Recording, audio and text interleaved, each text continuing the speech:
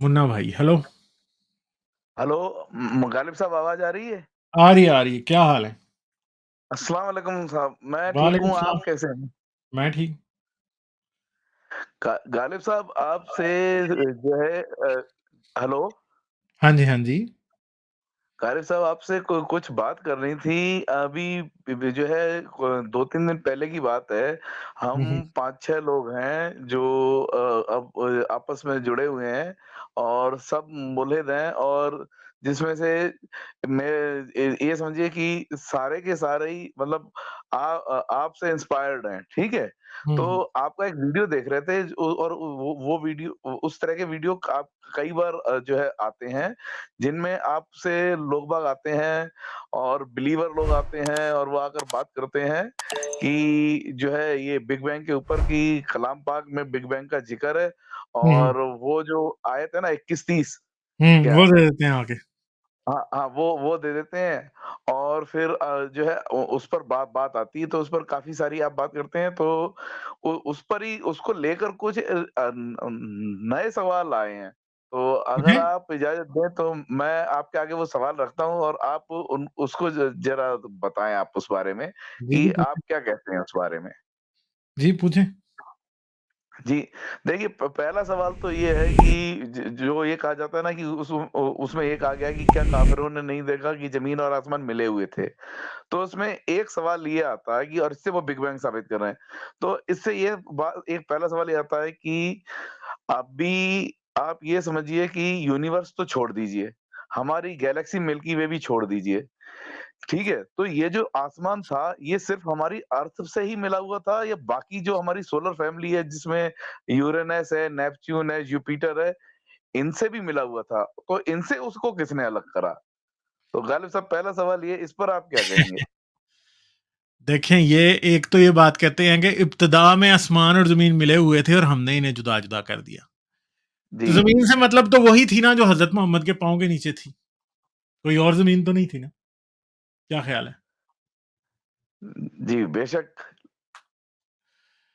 तो अगर कोई और जमीन नहीं थी तो फिर हम एक बात जानते हैं कि इसी जमीन की बात हो रही है, बाकियों की तो बात नहीं हो रही। और दूसरी बात है जी, जिसे जिसे कुरान आसमान कह रहा है, कुरान क्या जी, कहता है कि आसमान को हमने एक महफूज छत बनाया। जी, अब आप मुझे बताएं कि एक छत था जो जमीन के साथ मिला हुआ था जी, और उसे जुदा कर दिया, जी, और अब वो छत मौजूद है।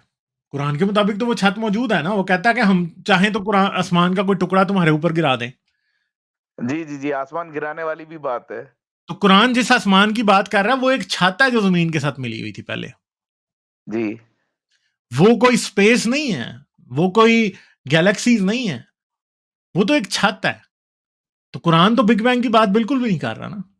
हम अगर ये देखें, मुसलमानों का मसला ये है कि ये खुद आयतों को आउट ऑफ कॉन्टेक्स्ट कोट करते हैं। कुरानिक कॉन्टेक्स्ट से बिल्कुल बाहर जाके उसे जनरल रिलेटिविटी के कॉन्टेक्स्ट में एक्सप्लेन कर रहे हैं, सिर्फ एक आयत को। असल में अगर हमने ये जानना है ना कि कुरान में बिग बैंग हुआ कि नहीं, कुरान की हमें सब उन आयतों को लेना पड़ेगा जो कि कॉस्मोलॉजी की बात करती हैं। ठीक है, समझ गए बात? जी, और फिर जी, उन जी, सब को मिला के हमें ये देखना पड़ेगा कि वो एक दूसरे को कैसे एक्सप्लेन करती हैं। तो अगर सूरह अंबिया की आयत नंबर 30 को देखें तो उसे बाकी दूसरी आयतें जो हैं उनसे मिला के देखा जाए, फिर हमें एक बात समझ आती है कि अच्छा जी, ये तो बात कर रहा है आसमान की कि आसमान को एक महफूज छत बनाया, और फिर ये भी कह रहा है कि आसमान का कोई टुकड़ा हम तुम पे गिरा दें।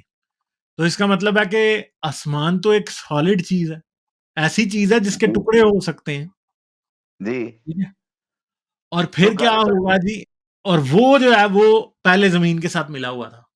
तो फिर हमें जी, एक्सप्लेनेशन वही पुरानी जाके मिलती है, तायमत वाली और नूत और गेब वाली, वही एक्सप्लेनेशन पूरी उतरती है।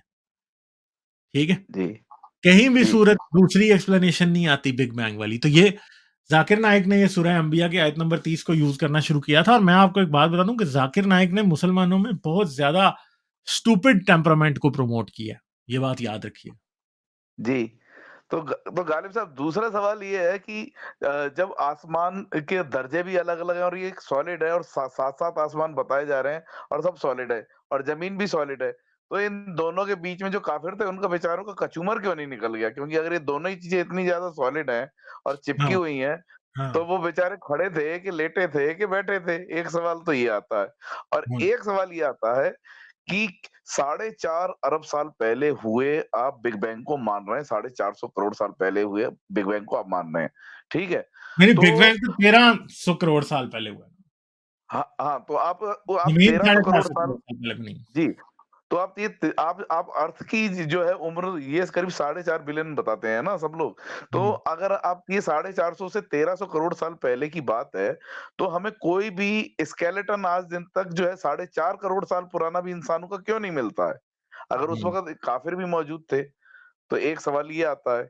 फिर मैं आपको एक साथ ही 2-3 सवाल बता देता हूँ ताकि आप सबको इ जो है एक एक साथ ही आप एक्सप्लेन कर दीजिएगा। एक सवाल इसमें ये आता है कि पहले जो इंसान हुए हैं, वो इस्लाम के मुताबिक हज़रत आदम हुए हैं और वो मुसलमान थे। तो फिर ये जो काफ़िर थे, ये जो काफ़िर वहाँ पे मौजूद थे, तो ब ज़ाहिर-सी बात है वहाँ मुसलमान भी तो मौजूद होने चाहिए। तो ये हुँ, आयत ये क्यों नहीं कहती कि ए काफ़िरों और मुसलमानों तुमने साथ-साथ देखा?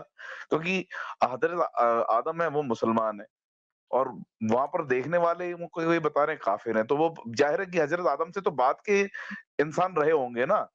वो कोई उनके साथ के तो होंगे नहीं। क्या? तो अब वो इसमें के काफ़िरों का ज़िक्र और मुसलमानों का नहीं है और बिग बैंग की तस्दीक ये कराना चाह रहे हैं काफ़िरों से, तो इन्हें कोई मोमिन क्यों नहीं मिला? तो ये दोनों तीनों सवाल पे आप जो है अब आप आपकी बात रखिए ताकि इसको हम लोग अच्छे से समझ सकें और आगे कोई कोई इस पे बात हो, तो आगे भी समझा सकें लोगों को। तो बात सिंपल सी है ना कि आज ये बिग बैंग के वो जो काफ़रों ने डिस्कवर किया, उसके ऊपर ही ये सारी बात कर रहे हैं, ठीक है?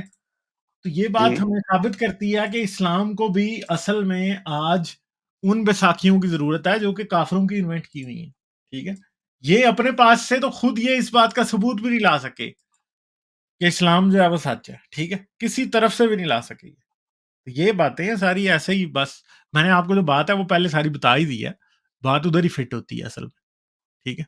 जी। जी, तो वो मैं वही बात कह रहा हूँ कि इवन साढ़े 4 करोड़ साल पुराना भी कोई स्केलेटन आज दिन तक नहीं मिला और आप बात कर रहे हैं साढ़े 400 करोड़ से 1300 करोड़ साल पहले की और 6 करोड़ साल पहले जुरैसिक जो टाइम था उसमें डायनासोर हुए। डायनासोरों तक का कहीं ज़िक्र नहीं। हुँ। तो ये तो कोई आदमी 1300 करोड़ साल पुरानी बात जान रहा है और वो 6 करोड़ से पुरानी साल पुरानी बात नहीं जान रहा है। और फिर वो जो है ये आपको कुछ तो सबूत मिलना चाहिए ना इस चीज़ का भी। मगर वो पता है क्या कहते हैं? वो कहते हैं अल्लाह ने हमें सिलेक्टिव बातें बताई हैं, अल्लाह सब कुछ थोड़ी बता सकता था। फिर ये खुद अल्लाह की लिमिटेशंस डिस्कस करना शुरू कर देते हैं। खुद उसकी हाँ, बाउंड्री और एक सेट कर तरफ देते हैं। नहीं अल्लाह ये नहीं बताएगा, जी, अल्लाह ये बताएगा। अच्छा यार तुम ये कह रहे हो अल्लाह ये नहीं बताएगा तो इसका मतलब है कि एक बात जो इंसान ने अल्लाह से ज़्यादा अच्छी बता ली, तो फिर आपके अल्लाह का जी, फ़ायदा क्या है? इंसान ने तो ज़्यादा डिटेल से बता दिया ना बिग बैंग कैसे हुआ, ज़मीन कैसे बनी, सितारे कैसे बनते हैं, गैलेक्सीज़ क्या हैं, ब्लैक होल्स होते हैं। इंसान ने बताया ना, जी, अल्लाह ने तो नहीं बताया। अल्लाह ने जी, उस इंसान ने उससे हज़ार गुना अच्छी बातें आज बता दी हैं, ज़्यादा डिटेल में, ज़्यादा अंडरस्टैंडिंग के साथ, ज़्यादा अच्छे तरीके से इंसान ने बता दी हैं। अल्लाह नहीं बता सका। अल्लाह आज की क्वांटम फिज़िक्स, आज की कॉस्मोलॉजी, आज की साइंस जो कुछ बताती है अल्लाह की बातें उनके सामने बिल्कुल फ़ज़ूल बातें हैं, गप्पे हैं, ठीक है? और बिल्कुल फ़ज़ूल हैं। उस लेवल की एक भी बात कुरान में या बाइबल में या किसी और में, वेदों में, तौरात में कहीं नहीं लिखी हुई। टोटली सब गॉड्स की, सिर्फ़ अल्लाह की नहीं, सब की। तो अल्लाह के लिए क्या इम्पॉसिबल था? यार आज इंसान यूनिवर्स को एक्सप्लेन करने का काम अल्लाह से बेटर जॉब कर रहा है इंसान, ठीक है? जी, तो फिर अल्लाह की क्या औकात है? अल्लाह तो बस ऐसे ही है फिर फ़ज़ूल बातें हैं सारी। बताएँ आप? जी, जी। जी, तो यही तो चीज़ है। आप देखिए जो है अमेरिका वॉयेजर भेजता है, चैलेंजर भेजता है, इंडिया गगनयान और चंद्रयान भेजता है, किधर भी एक दर्जे से दूसरे दर्जे वाला आसमान दिखता ही नहीं है, ठीक हाँ। है? और इधर आप 7-7 दर्जे वाले आसमान बता रहे हैं, तो कहीं कुछ तो जो है अर्श पता चलना था ना, कि अर्श है, वाक़ई कोई अर्श है। ये बातें सारी साबित नहीं करती कि ये सब मज़हब झूठ है। जी, अल्लाह भी झूठ बेशक। है, अल्लाह झूठ है, ये 100% कुरान झूठ है। भाई जी, जी। हज़रत मोहम्मद ने वही बातें बतानी थी जो उनके वक़्त की थी। उन्होंने कोई ऐसी और बात नहीं बताई कुरान में, जो कि हम ये कहें कि कोई यूनिवर्सल बात है, जिससे हमें कोई ऐसी बात निकल के सामने आ रही है। नहीं, कुछ भी नहीं। ठीक है? जी। हुँ, जी, चलिए गालिब साहब बहुत शुक्रिया आपका, आपने हाँ, इस मसले के ऊपर जो है और भी ज़्यादा जो है रोशनी डाला, तो बहुत शुक्रिया। फिर सैटरडे को कोशिश करूँगा कि मैं बिल्कुल। जो है वापस कुछ नई बात जो है हो म मसला आएगा, तो आपसे उसका हल जानने की कोशिश करूँगा। बहुत शुक्रिया गालिब साहब। चलें, आप अच्छे क्वेश्चन लेके आते हैं हमेशा। चलें, थैंक यू। ओके मुन्ना भाई, बाय। लाइक, शेयर और सब्सक्राइब करना मत भूलें। इसके साथ-साथ आप मेरे चैनल को पेट्रियन पर सपोर्ट कर सकते हैं। पेट्रियन का लिंक वीडियो की डिस्क्रिप्शन में है।